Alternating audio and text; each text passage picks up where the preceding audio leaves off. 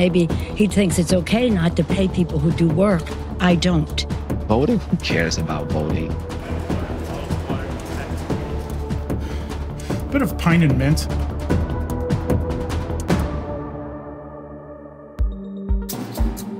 A Cook County judge found a suspended Chicago police officer and 2 former officers not guilty of conspiring to protect Jason Van Dyke after he fatally shot 17-year-old Laquan McDonald in 2014. Thomas Gaffney and Joseph Walsh filed reports that lined up with Van Dyke's description of McDonald swinging a knife, and investigator David March said that account was consistent with the dashboard video that turned out to show otherwise. The Trump administration's family separation policy might have gone a lot farther than the public knew, according to the Inspector General of the Department of Health and Human Services. The report says the administration was separating and releasing children without keeping adequate records of what they'd done, until a judge made them start last June. HHS says it wasn't legally required to track the children beforehand. The Earth's magnetic North Pole is shifting unpredictably, but thanks to the government shutdown, GPS systems aren't keeping up. On Tuesday, the National Oceanic and Atmospheric Administration was meant to push an emergency update to the magnetic model that guides global navigation. But since half the staff is furloughed, it's become another task on the to-do after the shutdown pile. President Trump's former lawyer, Michael Cohen, paid the owner of a small IT firm around $13,000 in a boxing glove to rig 2 online polls for Trump, according to the Wall Street Journal. Cohen also reportedly asked John Gouger to create a Twitter account, Women for Cohen, which describes him as a pit bull and a sex symbol. Cohen says Trump directed him to handle the polls, a claim Trump's current lawyer, Rudy Giuliani, calls bullshit.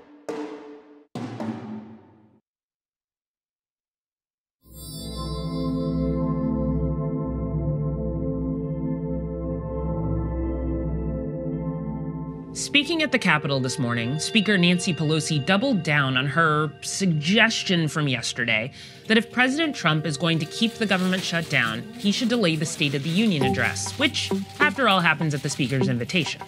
So it isn't as if that date is sacred for any reason. It was one that was negotiated. What works for you, what works for our schedule on both sides of the aisle. Pelosi's contention here is that since the Department of Homeland Security has deemed the State of the Union a, quote, national special security event, involving all kinds of security personnel and precautions, it's not fair to make federal employees do all that extra work while they're not getting paid. Of course, the move is mostly political, designed to put pressure on Trump. And you can kind of tell it's working because Trump hit back this afternoon. He informed the Speaker, also through a letter, that he was canceling her congressional delegation trip to Europe and Afghanistan because he wasn't going to allow her to use military transport to get there during a shutdown. As the saying goes, turnabout is fair play. But still, you have to figure Pelosi's winning this one, because whatever this trip was that she was planning to take is definitely a lot less important than the State of the Union. Trump now has to decide whether to give in on rescheduling the speech, which makes it look like Pelosi is calling the shots, or go ahead and do the speech from a different location, which also makes it look like Pelosi is calling the shots.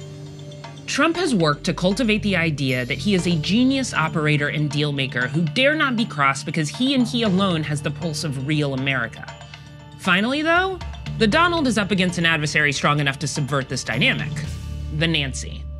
The Nancy who was instrumental in getting the Affordable Care Act passed. The Nancy that former President Bush's staff had to beg for help during the financial crisis. The Nancy who quieted all that December fretting about whether she was too old, too Beltway insider, too unpopular to be Speaker again. That infamous Oval Office meeting showed everybody that sometimes you don't want a fresh face. You want a brawler with absolutely no fear.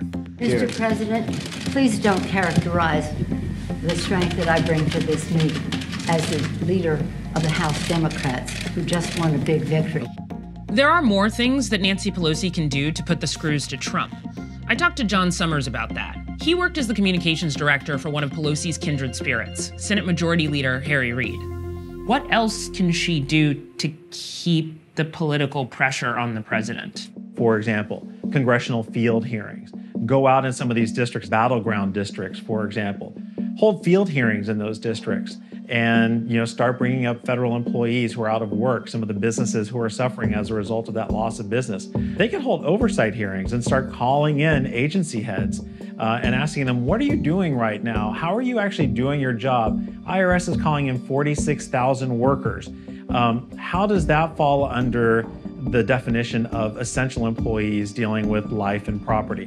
When you're sort of like inside that political world, what is it like seeing Nancy Pelosi kind of maneuver the way she does? She is an incredible thinker. She understands policy and she understands politics in a way that I think people underestimated before. You think Trump underestimated her? I think Trump absolutely underestimated her.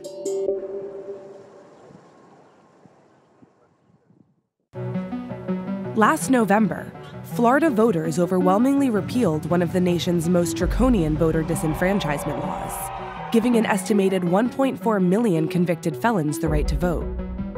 Barring felons from the ballot box has a long and racist history in Florida. It first showed up in the state constitution in 1838, but it was after the Civil War, when Confederate states were forced to grant black men the right to vote, that Florida lawmakers expanded the voting ban to specifically target newly eligible black voters. At the time, blacks actually outnumbered whites on the voter rolls. That makes the passage of Amendment 4 a huge victory for voting rights. But whether felons will actually get to exercise the franchise remains to be seen.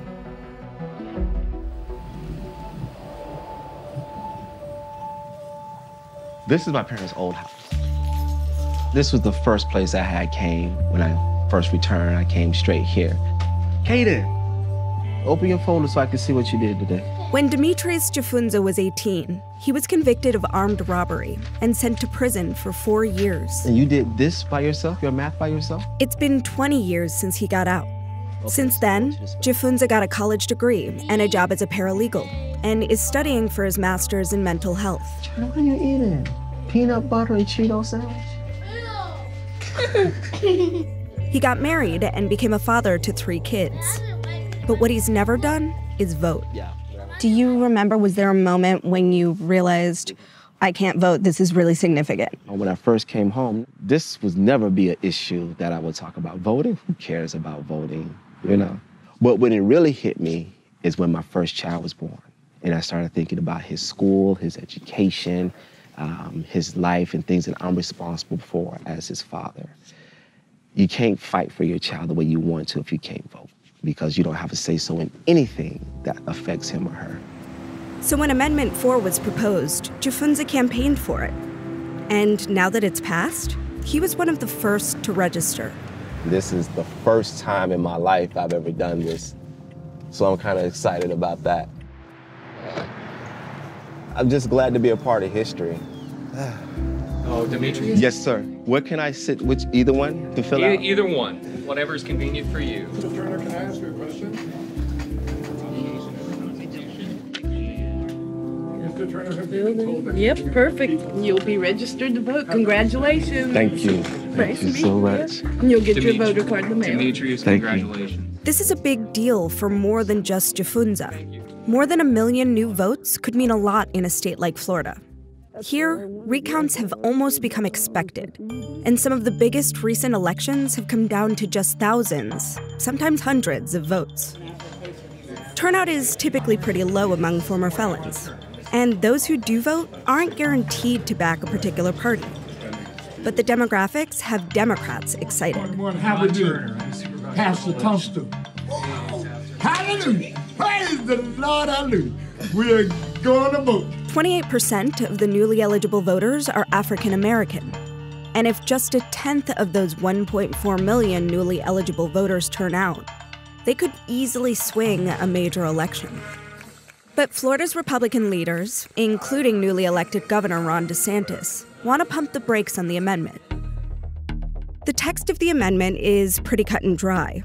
It states that, quote, voting rights shall be restored upon completion of all terms of sentence.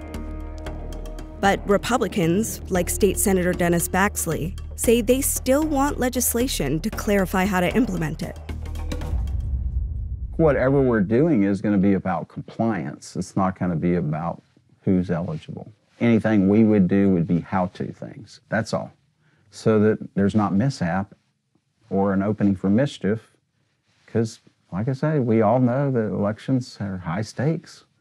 And When you get in the middle of campaigns, it's amazing what people would do to finish well. You're really worried this will be used for voter fraud? If you've ever been through a few elections, you've seen everything. So here is me holding a sign just saying, we want fair elections. Right. But people like Ion Sancho, who served as supervisor of elections for Leon County for nearly 3 decades, say those Republican concerns are just a mask for voter suppression. We are the genesis, I believe, of the modern era of voter suppression tactics. The use of a fraudulent felons list, for example, which the state admitted denied over 10,000 people the right to vote in the 2000 election. The voter ID laws in 2006, which most of the Republican states followed in 2010. So Florida has been kind of the laboratory for voter suppression efforts. That can't bode well for implementation of Amendment 4. No, I agree with you. So I am anticipating that they're going to try to slow walk it. They're going to try any kind of impediment they can. The legislature can't take this issue up until their session starts in March. So for now, Demetrius Jafunza and other advocates are trying to register as many former felons as they can. Happy for you, brother. I'm happy for us. See, the people of Florida already spoke. That's why we have Amendment 4 implemented today in the Florida Constitution. If you're going against that, then you're going against the majority of the voters that's in the state that you're now governor of. How are you going to explain that? So whatever fight comes, you're willing to fight it? Hey, that's what we do in Florida.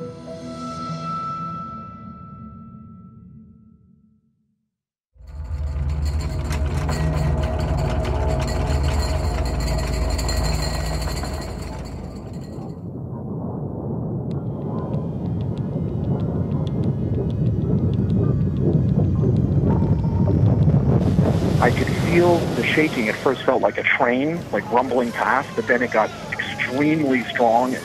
My bed started to shake violently, and it was being picked up off the floor and slammed to the ground. I remember my wife screaming, and then we grabbed the baby and ran down the stairs as soon as we could. It felt like forever. Literally, I thought we were going to die. 25 years ago, Los Angeles experienced a magnitude 6.7 earthquake that injured more than 11,000 people and killed 57. In the end, the 1994 Northridge earthquake caused more than $20 billion in property losses, the equivalent of $34 billion today, making it, at the time, the costliest natural disaster ever recorded in the U.S. All of the buildings around the corner on Wilshire Boulevard were shattered. Banks were wide open. The other townhomes, apartment houses, some of them were like red tagged, like right afterwards, because they just were like knocked off their foundation, or you could just see they're all like massive cracks on the outside. They talk about the big one, that we're due for another big one, and I'm definitely more prepared for that this time. The earthquake did have one good outcome. It helped spur research into forecasting and response. But while scientists can now better forecast the probability of an earthquake occurring, they still can't forecast where and when the next one will happen. We've essentially built a lot of the world's cities on top of time bombs. We don't know how quickly they're ticking. We don't know when they went off last. We don't know when they're going to go off next. If you have enough data and you understand the system well enough, theoretically you might have a shot in forecasting something in a broad time range. Northridge has definitely played a role in pushing in that direction, and the Los Angeles Basin really is leading the way in terms of understanding the system's parts and pieces well enough to make that possible. The U.S. lags behind other earthquake-prone places like Mexico City and Tokyo, which have early warning systems in place. But on January 3rd, Los Angeles became the first county in the country to roll out a public app-based warning system called Shake Alert LA that can send residents a notification seconds before a big earthquake hits their area. It's been documented by our colleagues in the scientific community that we have a 99% chance of a magnitude 6.7 earthquake or higher occurring in California within the next 30 years. And that risk is high enough for us to commit resources at the federal, state, and local level in order to be ready for that day.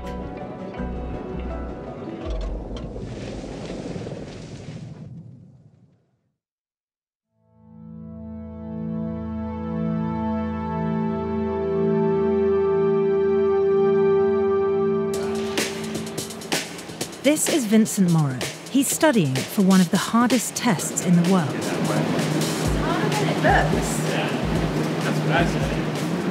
He's not an Olympian or even professional athlete. He's training to become a Master Sommelier, a title reserved for elite wine stewards who work in the finest dining on earth. We're going to start with this wine. A little bit of lemon and lime oil. In an unconventional attempt to train more competitively, Vincent's developed a workout and wine tasting routine. Like flower stem, earth. The levels of sommeliers vary from certified and advanced to the most prestigious, the master. And in order to become a master, they have to pass an exam so difficult that to date there are fewer than 300 masters in the world. Oxidized white flower, chamomile, apple blossom. To become a master, you have to pass 3 exams. A theory portion covering history, a section where you perfectly execute wine service, and then the hardest, the blind tasting, where you have to describe and identify the origin, grape, year, and quality of 6 wines just by tasting them. Final conclusion, I'm going to go to Austria, to the Wachau, and say this is a Gruner Veltliner, Smarland Quality Level 2016.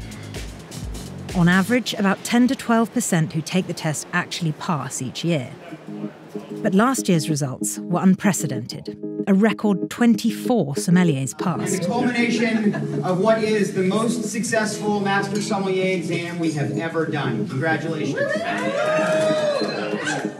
But after allegations emerged that someone leaked information about the exam in an email, the 23 testers who took the blind tasting had their title revoked. So now Vincent and everyone else is retaking the test. This scandal has rocked the wine world. At SomCon, a leading expo for wine pros, everyone knew about it.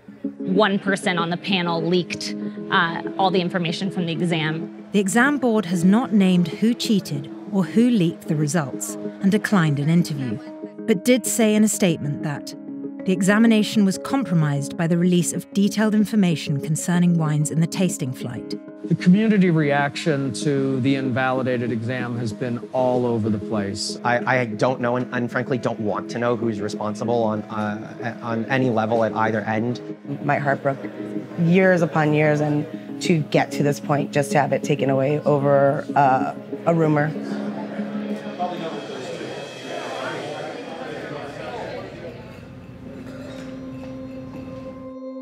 What matters to me most is passing the exam. You know, of course I want to be the best in the world, but that's my inner competitiveness. You're still wearing your master pin. Why are you deciding to still wear it when technically you're not allowed to call yourself a master? I know what I accomplished, and you know, I like to think that I'm capable of getting right back in that ring. But it's I feel more comfortable wearing it now than I ever did before. Vincent lives and trains with 3 other sommeliers. Hi, How are you? Thanks for having me. Absolutely. I brought, oh my God. Lots of wine in Wow. this apartment. I mean, I have so many questions, like when you bring girls here. Have at it. Wait, usually there's a little bit of a disclaimer first. Yeah. I live with 3 other sommeliers. 2 of his housemates are also retaking the test.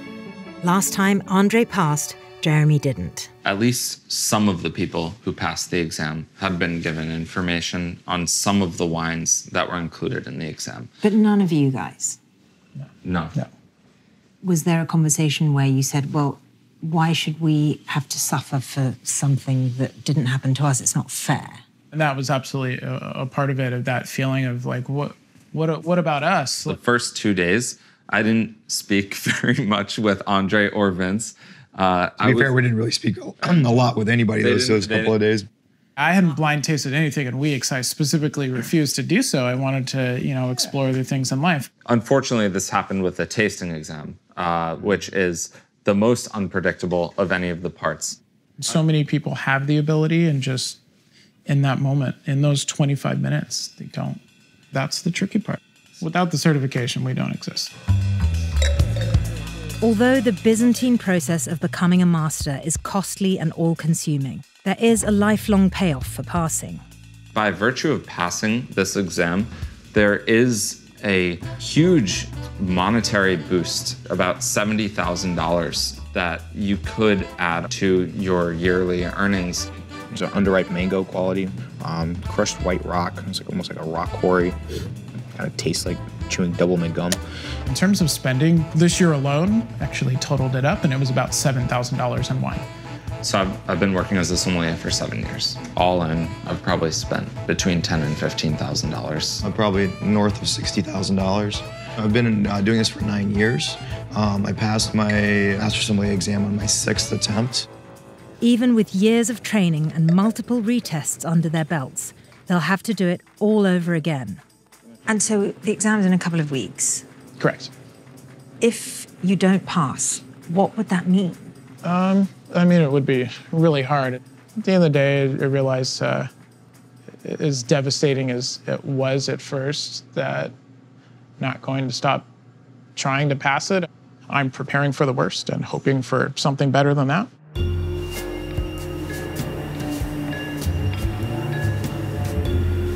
Three weeks later, we met up with the housemates in St. Louis after they retook the tasting exam. I don't know, how'd you guys do? I don't think anyone who took this test today that I've talked to feels as confident as they did the last time. September, I felt like, okay, I got 3 wines for sure. I think I got 4. And this year, I feel like I got 3 wines for sure, and potentially 4, potentially 5. I just need one of those other 3 to be right. I don't feel as good as I did last time I walked out of the room, but I don't feel like really shitty. So I'm pretty confident. I know I got 3 wines right. I'm gonna be okay. The next morning, the results came in. I passed. At least one of us is going home with their pin back on them. I didn't pass, and none of us heard from Vince yet, so that's typically a bad sign. Right now, I'm more bummed for the people who took this test that actually did lose, a credential that they earned. It turns out Vincent didn't pass the retake and didn't meet us for an interview. In a profession where you're only as good as your last tasting, Vincent is back in San Francisco training for the next retest in September.